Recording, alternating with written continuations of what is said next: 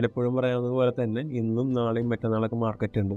അടുത്ത ആഴ്ച അടുത്ത മാസം മാർക്കറ്റ് എപ്പോഴും ഓപ്പൺ തന്നെയാണ്. അപ്പോൾ റൈറ്റ് ആയിട്ടുള്ള ഓപ്പർച്യൂണിറ്റി എപ്പോഴും വരും. അപ്പോൾ അതിനുവേണ്ടി വെയിറ്റ് ചെയ്യുന്നതാണ് നമ്മളുടെ ജോലി എന്ന് പറയുന്നത്. ട്രേഡിംഗ് എപ്പോഴും ബോറിംഗ് ആയിരിക്കും. സോ ആ ബോറിംഗ് ഒരു എൻട്രി കണ്ടെത്താനായിരിക്കും. Hi all, welcome to pre and post market analysis. It's me Rahul Basheer, your forex mentor. So നമുക്ക് ഇന്ന് ഗോൾഡിൻ്റെ അതുപോലെ തന്നെ യൂറോസിൻ്റെയും നിലവിലുള്ള മാർക്കറ്റ് കണ്ടീഷൻസും അപ്കമിങ് ബൈ ആൻഡ് സെൽ ലെവൽസും കൂടെ നോക്കാം. സോ ഫസ്റ്റ് നമുക്ക് ഡേ ലെവലിൽ നിന്ന് തന്നെ സ്റ്റാർട്ട് ചെയ്യാം. ഞാൻ എടുത്തിരിക്കുന്നത് ഗോൾഡിൻ്റെ ചാർട്ടാണ്.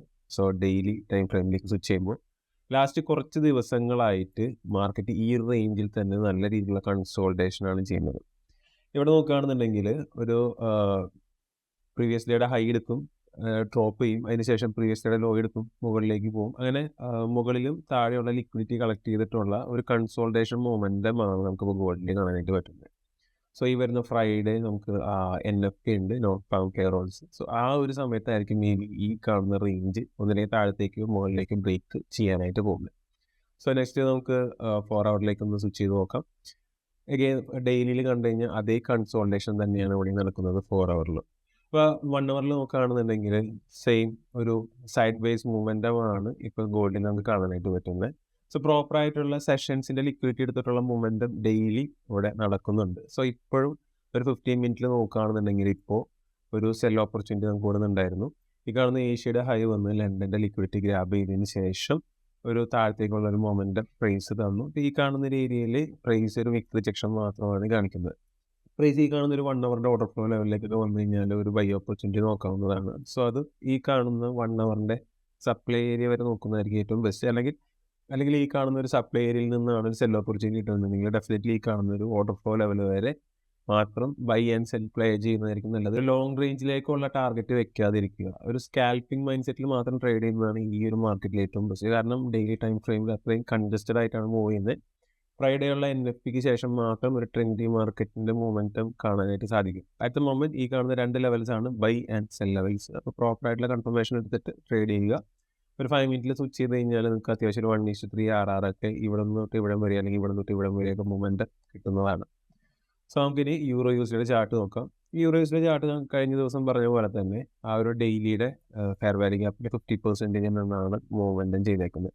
സോ ഇന്നലത്തെ അനാലിസിസിൽ ഞാൻ പറഞ്ഞിട്ടുണ്ടായിരുന്നു, ഈ കാണുന്ന ഒരു ക്യാൻഡിൽ ഫെയിൽ ആയതിനു ശേഷം മാത്രം ഒരു സെൽ ഓപ്പർച്യൂണിറ്റി നോക്കുന്നതായിരിക്കും നല്ലത്.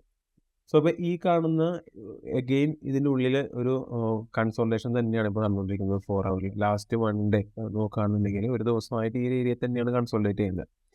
സോ അപ്പോൾ ഇനി നമുക്ക് മാർക്കറ്റ് എങ്ങനെ അപ്രോച്ച് ചെയ്യാമെന്ന് വെച്ച് കഴിഞ്ഞാൽ ഞാൻ ഗോൾഡിൽ പറഞ്ഞ പോലെ തന്നെ ഒരു ഷോർട്ട് ടൈം ആയിട്ടുള്ള പൊസിഷൻസ് മാത്രം നോക്കുന്നതായിരിക്കും ഏറ്റവും ബെസ്റ്റ്. ഏതൊരു ഈ കാണുന്ന ഹൈ അല്ലെങ്കിൽ ഏതൊരു ഈ കാണുന്ന ലോ ബ്രേക്ക് ചെയ്താൽ മാത്രമാണ് മാർക്കറ്റിൽ ഒരു പ്രോപ്പർ ആയിട്ടുള്ള മൊമെൻറ്റം നമുക്ക് കാണാനായിട്ട് സാധിക്കുള്ളൂ. സോ അപ്പോൾ ഇതിൻ്റെ ഉള്ളിൽ കിട്ടുന്ന റേഞ്ചിൽ ഒരു ബൈ ആൻഡ് സെൽ പ്ലേ ചെയ്യുന്നതായിരിക്കും നല്ലത്. ഒരു 1 മിനിറ്റ് അല്ലെങ്കിൽ 3 മിനിറ്റിൽ ഒരു പ്രോപ്പർ കൺഫർമേഷൻ കിട്ടിക്കഴിഞ്ഞാൽ പക്ക ഒരു സ്കാൽപ്പ് ചെയ്യുക, കിട്ടുന്ന പ്രോഫിറ്റിൽ എക്സിറ്റ് ചെയ്യുന്നതായിരിക്കും. നിയറസ്റ്റ് ആയിട്ട് കാണുന്ന ലിക്വിഡിറ്റിയിൽ എക്സിറ്റ് ചെയ്യുന്നതായിരിക്കും ഏറ്റവും ബെസ്റ്റ് സൊല്യൂഷൻസ്. അപ്പോൾ ശ്രദ്ധിക്കുക, ഈ റേഞ്ചിന് ബ്രേക്ക് ചെയ്താൽ മാത്രം ഒരു ബിഗ്ഗർ പൊസിഷനിലേക്ക് പോവുക. ഇത് ബ്രേക്ക് ചെയ്താൽ നമുക്ക് ഇനി പോകാനുള്ള പോസിബിലിറ്റി എന്ന് പറയുന്നത് ഡെയിലിയുടെ ലെവലിലുള്ള തന്നെ ഒരു മേജർ ലിക്വിഡിറ്റിയാണ്. 1.1623 എന്ന് പറഞ്ഞ ലെവലിലേക്ക് പ്രൈസ് മൂവ് ചെയ്യും. ഇതും ബ്രേക്ക് ചെയ്യുകയാണെന്നുണ്ടെങ്കിൽ 1.17 എന്ന റേഞ്ചിലേക്കൊക്കെ പ്രൈസ് പോകുന്നതായിട്ട് കാണാനായിട്ട് സാധിക്കും. അതല്ല ഈ ഒരു ഹൈ ബ്രേക്ക് ചെയ്യാതെ ഇവിടെ നിന്ന് തന്നെ ഒരു ഡ്രോപ്പ് ഈ ഒരു ലോ ബ്രേക്ക് ചെയ്യുകയാണെന്നുണ്ടെങ്കിൽ ഡെഫിനറ്റ്ലി കാണുന്ന 1.129 ലെവലിലേക്കൊക്കെ പ്രൈസ് ഡ്രോപ്പ് ചെയ്യുന്നതായിട്ട് നമുക്ക് കാണാനായിട്ട് സാധിക്കും. സോ അപ്പോൾ നോക്കി ട്രേഡ് എടുക്കുക.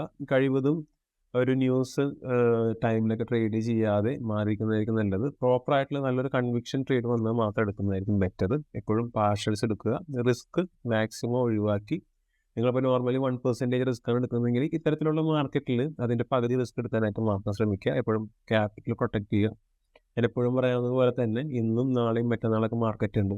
അടുത്ത ആഴ്ച അടുത്ത മാസം മാർക്കറ്റ് എപ്പോഴും ഓപ്പൺ തന്നെയാണ്. അപ്പോൾ റൈറ്റ് ആയിട്ടുള്ള ഓപ്പർച്യൂണിറ്റി എപ്പോഴും വരും. അപ്പോൾ അതിനുവേണ്ടി വെയിറ്റ് ചെയ്യുന്നതാണ് നമ്മളുടെ ജോലി എന്ന് പറയുന്നത്. ട്രേഡിംഗ് എപ്പോഴും ബോറിംഗ് ആയിരിക്കും. സോ ആ ബോറിംഗ് ഒരു എൻട്രി കണ്ടെത്താനായിരിക്കും. അപ്പോൾ നോക്കിയും കണ്ടൊക്കെ ട്രേഡ് എടുക്കുക.